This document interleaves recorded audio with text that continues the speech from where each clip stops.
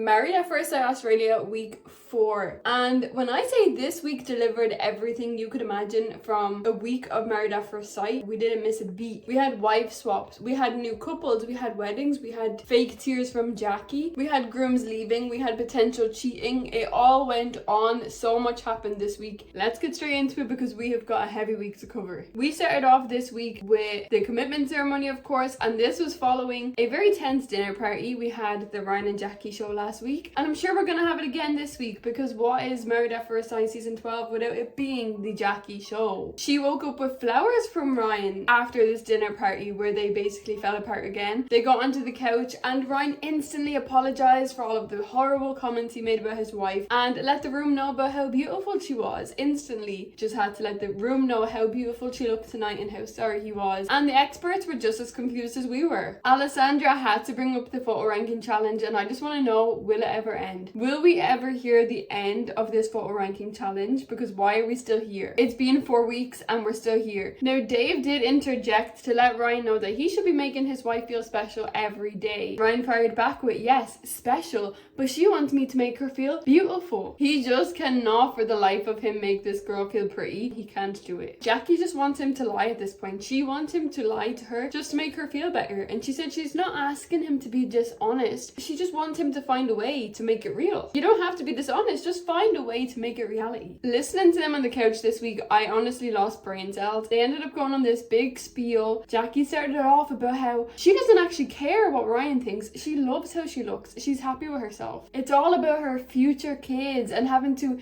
explain to her future kids that he didn't mean it that way and he thinks she's beautiful, and it's all just about her future kids because they're gonna have kids one day because they love each other so much. And Ryan responded just as crazy. He told her, long down the road you're gonna get that validation from me, I promise, and especially from my son. When he comes along, it's going to give you that validation. Cue the fake tears. I think Jackie's given him some lessons on the side on how to fake cry because he tried. He really tried to muster up some fake tears. It just didn't happen for him, unfortunately. It didn't work. He just looked like an absolute twat, and I don't know what in the crazy pants is going on. Everybody was looking on like, why are these people that clearly don't like each other talking about their future kids and how they need to validate each other because they need their future kids to believe that their parents are beautiful? I actually don't know what's going on. Did they edit it to make them look crazy? I don't know. The experts, like I said, they're just as confused as we are, so they question them what the hell is going on. And Jackie explained how they're just not compatible in the real world because he reads fiction books and she likes to read non-fiction books, and she doesn't want to make him read non-fiction books, and she loves documentaries and he likes watching movies, and she doesn't want to change him.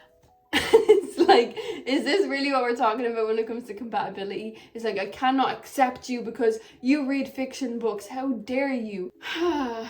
2 seconds ago we were talking about future kids, and now we're talking about we can't get past the fact that he reads books. By the end of the craziness, they both decided to stay because they actually both really like each other. If you ask me, I think Ryan really likes Ryan and Jackie really likes Jackie, and they both really love the camera, and that's just it. That's all I have about that. It's the only way we can understand it. Then we had Adrian and Athena up on the couch. Now, if you recall, before this commitment ceremony, we had Sierra and Adrian's little feety thing going on, and yeah, I guess we're getting into some nitty-gritties about Adrian and Sierra. So, but also things are icy between them because he completely shut her down at the dinner party when she tried to speak her feelings to the group. She explained to the experts how she doesn't feel seen in her relationship. She said that she makes the bed every day, she cleans the house, she makes his coffee, and one morning he said to her, why are you making the bed? The cleaners do that. And that's just an example of how much she doesn't feel seen because she's been doing that every day and he just thinks the cleaners do that. But he takes this as a thing of, no, you just can't stay easy for 2 seconds, and because you're a mum, you're up at 5 a.m. and you're making beds and making noise. It's true what she's saying. He doesn't see her, he doesn't acknowledge the things that she's doing. I really feel like Athena's love language is acts of service. It would make sense because she's a mum. That love language would be coming out more in her because she'd just have to really obviously show up for her kid. I said this in the last season of Mafs UK, but they really need to incorporate incorporate a week where they explore love languages, because it is always a make or break in these relationships when people are not understanding each other's love languages, especially when you're trying to make a relationship work within a month. But I also think that they really need to incorporate a love language expert, and I'm available. I'm free. I am volunteering to come and be the love language expert. I can do that. If you want me to get a piece of paper to prove that, I can do that. Just let me know. I'm available in whatever country you need me.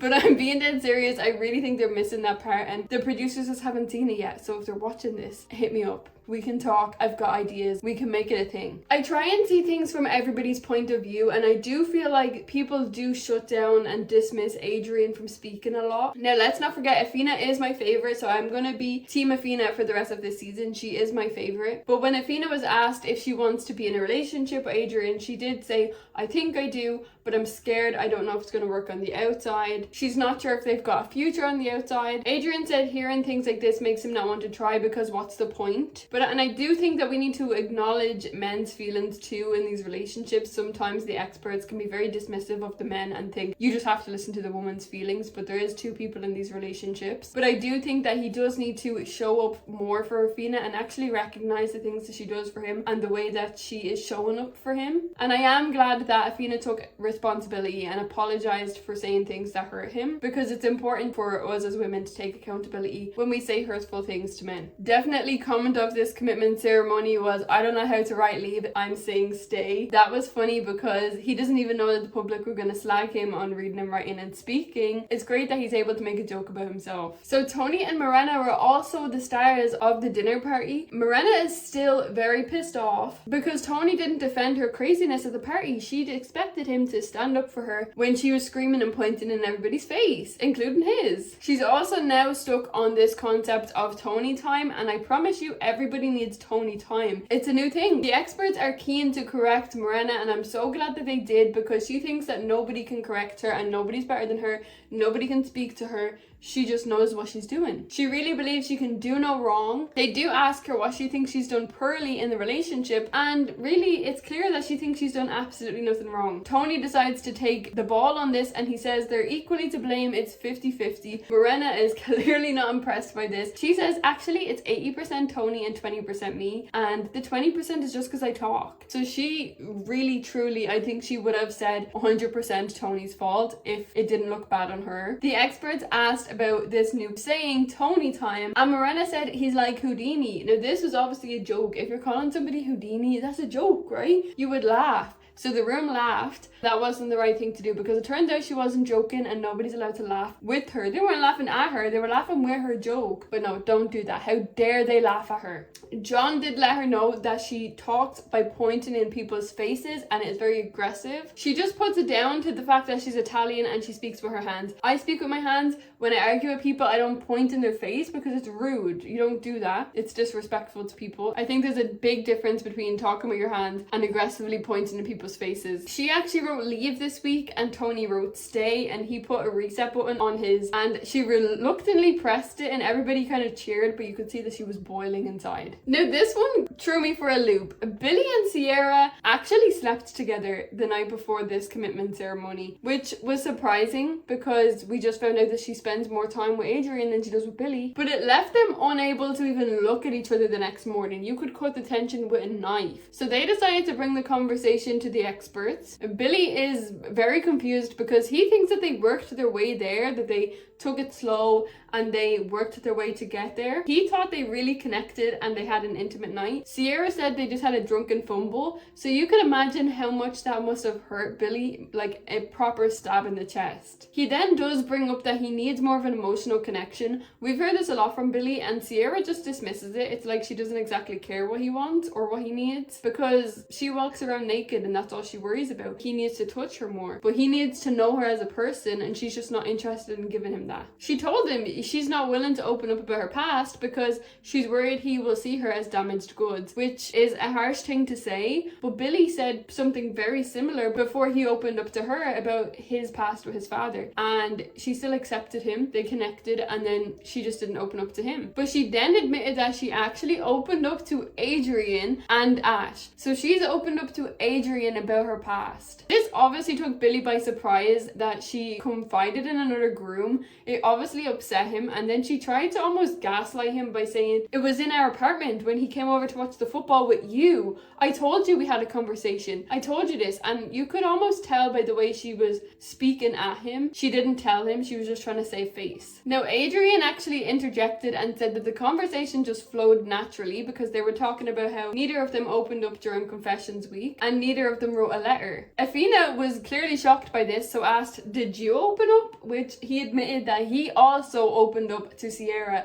If we remember on the letters task, he went on and on about how he's not going to open up to Afina because he's nothing to open up about. He gaslit her into thinking it's not about you, it's just I've nothing to say to anybody. But then he opened up to Sierra about something. Therefore, you just didn't want to open up to Afina. But I don't understand what's wrong with these people. Why would you open up with somebody else's person while you lay with somebody else every night and you don't even speak to them? It doesn't make sense. Why are you here? If you're not going to even speak to them about things that have happened in your life, or you're not going to open up to them, why are you here? Now, Adrian tried to save face by saying they were comfortable speaking without the hundreds and thousands of cameras in their face, which if you recall, in week 1 after the letter thing, I did say Adrian probably doesn't want to talk about it on camera, but they'll probably speak about it when they go to bed. They obviously didn't. He took the opportunity to speak to somebody else when the cameras weren't around, and I'm glad Alessandra pulled him up on that and said the exact thing, that it's a cop-out excuse because they sleep together every night with no cameras and he could have spoke to her. Also, it's like, you had the opportunity to be with Sierra off camera. Are you telling me that you and Afina are never together off camera? Either you're lying or you're a shit husband. Which one is it? But this is the type of person that wouldn't recognize that emotional cheating is a thing. I just feel like Adrian and Sierra have been so selfish towards their partners, and it was really strange to me to see Sierra apologizing to Afina with her partner sitting right next to her, clearly hurt by what she's saying, asking her, what about me? What about, why aren't you apologizing to me? I'm here too. And she's just ignoring him. It's like she has no care for Billy or his feelings at all. It's really strange to me. I don't know why she's completely shut down towards him. The next day, we are back to Jackie's theatrics. It's the Jackie show, and it is so wild to me that she has took to social media to say that production are editing her because there's no entertainment going on, there's no drama. They just keep editing her in a crazy way because they need entertainment and they need drama. So they keep taking words and putting sentences together to make her say things she's not saying. She's acting like production is fabricating her for views, but she's the one that keeps doing all this shit. No one's forcing her. Every day she has a new storyline. On this day, her storyline was to create this massive rap sheet.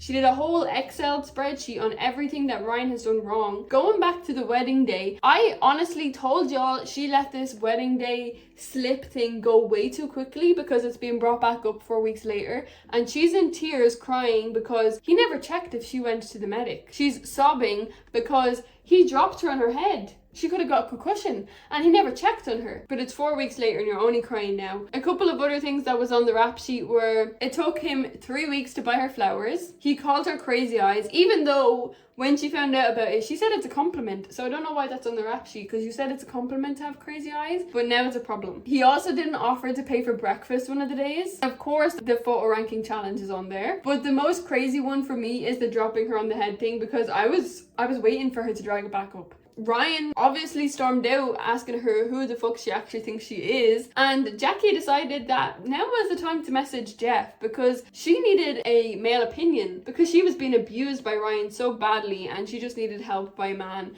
She needed to talk to a man and get their opinion on her relationship. Not only did she message Jeff, she messaged Jeff and explicitly asked that he comes alone and not with Rye. Don't tell Rye, just come alone and meet me to talk about a relationship, and don't bring Rye, please. Don't bring Rye, don't tell Rye. He obviously told Rye because that is his wife and they are actually in a relationship and getting somewhere together, so why wouldn't he tell his wife?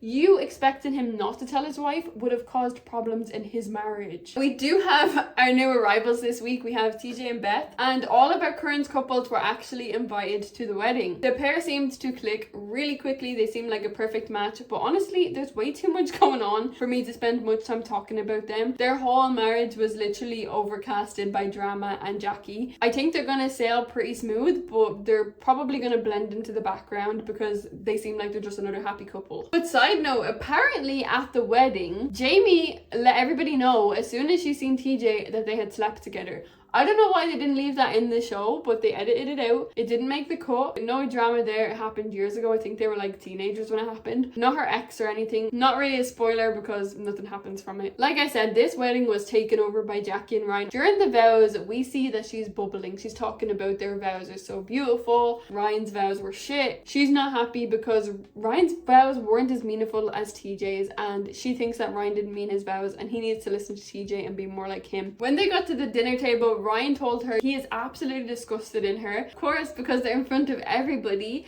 Jackie is like, why? Why would you be disgusted in me? I did nothing wrong. What? He tells everybody about her comments at the wedding ceremony and about her rap sheet over breakfast. She sat there laughing at him being frustrated. She obviously doesn't care about his feelings or his emotions. The table had a front row for the drama. Honestly though, I think they're fed up with it. She then told the table, I was crying this morning. Tell them why I was crying. Tell them I was crying. Just tell them. Tell everybody why I was crying. So she told them, he dropped me on my head. He dropped me on my head. And they said, when did he drop you on your head? And she said, at the wedding, a month ago. It's like she expects everybody to rush over her and, I don't know, protect her like she's a little child, because every time she cries, nothing comes out, but she cries a lot. She expects everybody to protect her when she cries. They couldn't care less. He dropped you 3 weeks ago. Why are you talking about it now? Why didn't you leave on week 1 if you were that upset? Because to this day, Jackie has never wrote leave. Now, my comment of the week is Rye saying that Jackie cries if there's not a full-length mirror in the room. Comment of the season, because it's so true. She cries over everything. I do really love Jeff and Rye though. They seem like such a real couple, but Rye finally got some liquid courage and she confronted Jackie about messaging her husband. This is the first Ryan's hearing of it. Now Jackie tries to defend herself that she just needed a male opinion, blah blah blah. She is not impressed with Rye at all. She's staring at her like she's a piece of shit. We do hear Ryan though saying he recalls Jackie saying that Jeff was the most suited to her out of all of the grooms. So it's very interesting that's the groom she decided to contact. When Rye called her out about the way she was looking at her, like, why are you looking at me like that? Who do you think you are? She starts crying again. She's in hysterics. That's all she knows how to do because she's such a victim. Ryan understandably feels betrayed that his wife contacted another groom and kind of needs a minute, and he tells her, I feel betrayed, like this doesn't feel good. And she's like, no, I'm upset. You need to hug me and tell me everything's gonna be okay. Can't you see I'm upset? Forget about you. It's not about you. I'm upset. Look at me, I'm crying. I'm crying at someone else's wedding and I'm making a scene. You need to do something about it. Stop caring about yourself. Ifina pulled her aside and was like, this is not your wedding. You need to chill the fuck out. Ryan began to talk and tell Ifina what was going on, and I swear Jackie turned around and said, don't tell on me when I'm crying. She's literally a 3-year-old. Who even says that as a grown adult? Ifina explained to her, you're ruining a couple's wedding. You need to fix up. Within seconds, I mean like a split second, she was like, you're right, tears are gone, show's over, and it was just all normal. She just cut it. Show's over, cut, tears back in because there's no tears. She's acting. None of this is real. She just snapped like that. She needed all the cameras on her. That was it. We seen Lauren and Elliot return with new partners. Lauren came with Clint, and honestly, I found her quite rude at the wedding. He doesn't know her from a bar of soap, and she came in talking about she doesn't want to hear his vows because vows mean nothing to her, and she doesn't care about this wedding, and she doesn't care about him. And Elliot. Why did she even come back? She could have said no, but she came back and decided to just be bitter about it. I mean, thankfully she eventually eased up, but I do think she made Clint feel a bit uneasy. I feel like she needs to let Elliot go, like take his name out of your mouth and just leave it there. Lauren and Clint do seem to be more aligned in morals. They're traveling, 1 or 2 kids. It's a good sign. I think potentially they could get along, but I don't know. I don't see Lauren getting along with anybody, to be honest with you. Elliot was edited as the bad guy, but I just don't know. I don't know. Hate me all you want, but I don't know. Elliot's person is called Veronica, and like honestly, if we're gonna hate on Elliot, we have to hate on both. I don't think we should hate on anybody at all, but I don't know why they brought either of them back. But we're here, and I don't have much opinion on it. It's the first time they've ever done this, bringing someone back. Have they brought people back previously and got married? Or is this the first time? I don't know. I don't recall that ever happening before. Never mind a couple breaking up and coming back. People want Katie to come back. I don't want Katie to come back, but that's another topic. Elliot does seem to open up more with this girl. You're gonna think, is he trying to save face? Is he trying to protect his character? I did find it ironic how Veronica's friends were so concerned that he had nobody there when she literally had 2 friends there and no family.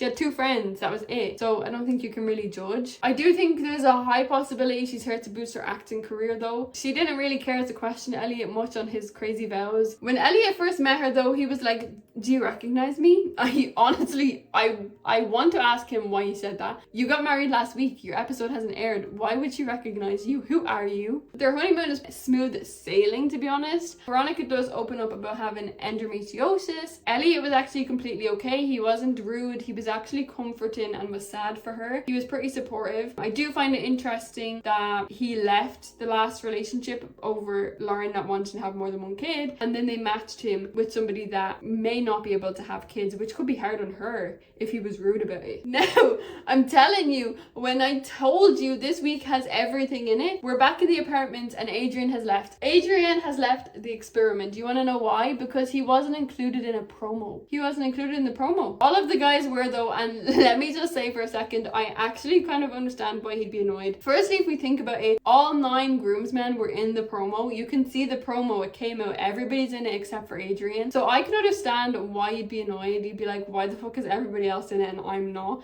It is disrespectful, and I would probably leave set too, because I'm not going to sit around all day watching bullshit. But I wouldn't leave, like, you wouldn't leave your partner behind. That's where it gets like, why are you being rude to Athena? She didn't do it. I understood his situation and then he took it above and beyond. I don't understand what all the chatter was about when Athena called him and he was like, I can't sleep in that bed. It was almost like he was talking about her cheating or something. I don't understand what his point was when she called him or why he was being aggressive towards her. She called to make sure he was okay. She was actually worried about him. She came back and like his case was on the floor. His ring was on the counter. He hadn't taken anything with him. It was weird. But the dinner party came around and it definitely was not a light dinner party. Do we expect it to be? It has been a hectic week, so of course it's not going to be a light dinner party. Adrian still hasn't returned to the apartment, and to add to it, he went to dinner with Sierra the night before. But it's okay because Tony was there. Tony was there having Tony time.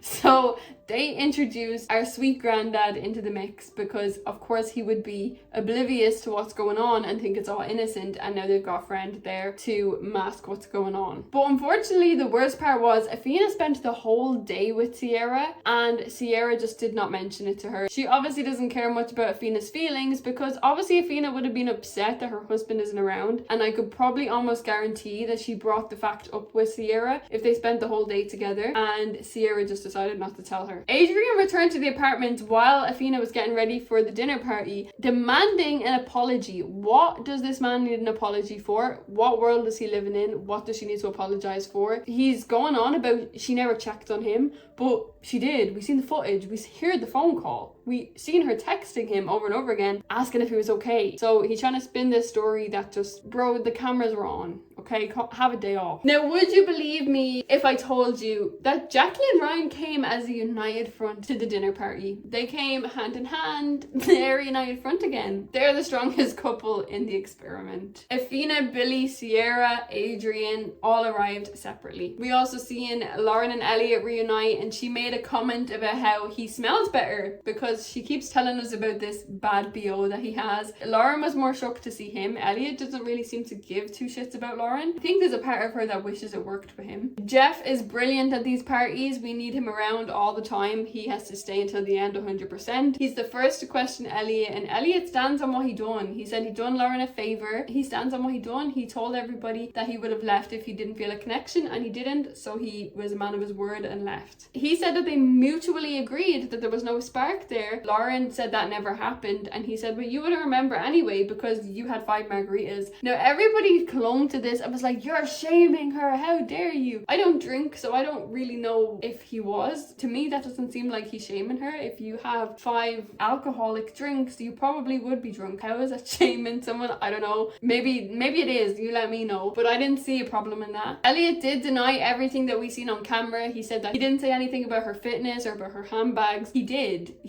Clint stood up for his wife. He said, you're fine with the way you treated Lauren, and he was like, yeah, I am. Clint stood up for her, and I'm glad he did. side. I don't hate Lauren. I'm glad she has someone by her side that will look out for her. I think Jamie is 100% right. She's like my voice of reason, spirit animal, whatever you want to call it. I love this. She told him how it was. You should have came in, apologized, and not so defensive. You owe her an apology for leaving on day 2, and that's the end of it. I think he should have came in and apologized, and that would have been that. Veronica was not impressed with her husband. In fact, she called his behavior disgusting. Even though they had a really good week, she kind of flipped on him instantly, which is almost a red flag. We did see that Jackie noticed that she wasn't going to get any screen time at this dinner party, so she had to make a move. She went over to her husband and asked him to tell the room 10 things that he likes about her. He couldn't do that. He said, I like that you are fit and you eat good and you breathe oxygen, you're human. Moving on, she needed screen time, couldn't bear to see everybody else lovey-dovey, and she needed to prove she was the best relationship in the room. Not true, but whatever helps you sleep at night, Jackie. Now Jeff brings us to Adrian. I'm telling you, this guy is the best TV that we have. He may look like he just blends into the background, but he asks all the right questions and he brings us all the drama, along with his mate Billy. Adrian really had no responses for his actions. I feel like they edited out a lot of what he said because he said a whole lot of nothing. People did interrupt him. Like I said in the beginning of the video, they don't really let him speak. In this circumstance, obviously he doesn't deserve the room to speak, but I would have liked to hear what he had to say, even though it seemed like he didn't have anything to say. He didn't have anything to defend himself. He literally got cut out of a promo and threw a tantrum, and then took another girl on a date and tried to spin it on his wife somehow. There was no support for Athena at all. In fact, he tried to say she was gaslighting him. I don't know what kind of world he's living in. He's trying to flip this story that Athena is the worst person, and she's messaging him saying, you're ruining my experiment. If you leave, I have to leave. Never happened. Just didn't happen. He's trying to literally make her look bad because he looks bad. So of course he needs to make her look worse. It's just not going to work because the cameras are on and we're seeing what happens. So he's trying to flip this story on her. So she said, okay, so why did you go out for dinner with Sierra? Let's talk about that. Why did you go on a date with another girl? His reasoning boiled my blood. His reasoning was Sierra was upset because your wife wasn't upset that you literally left her alone.